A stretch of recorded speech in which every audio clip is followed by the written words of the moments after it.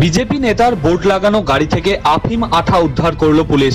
ওই গাড়ি সহ কালিয়াচক থানার পুলিশের হাতে গ্রেপ্তার 4 পাচারকারী। গোপন সূত্রের খবরে রবিবার রাতে অভিযান চালিয়ে বালিয়াডাঙ্গা থেকে গোপালগঞ্জ যাওয়ার রাস্তা থেকে ধৃতদের পাকড়াও করে পুলিশ।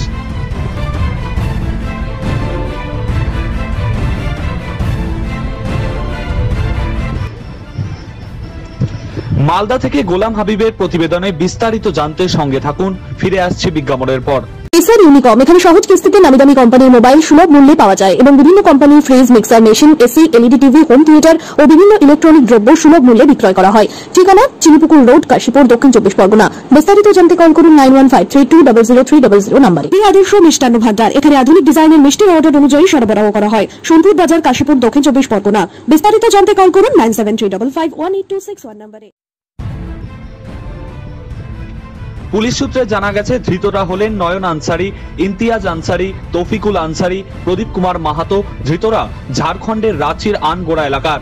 উদ্ধার হয়েছে 2 কেজি 600 গ্রাম আফিম আঠা। পুলিশ হেফাজতে নিয়েছে একটি গাড়ি। সেই গাড়িতে আনগোড়া মণ্ডল বিজেপি কোষাধ্যক্ষ হিসেবে বোর্ড লাগানো।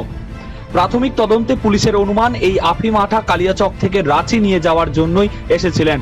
তার আগেই পুলিশ তাদের গ্রেপ্তার করে। সোমবার ধৃতদের মালদা জেলা আদালতে পাঠিয়ে তদন্ত প্রক্রিয়া শুরু করে দিয়েছে কালিয়াচক থানার পুলিশ।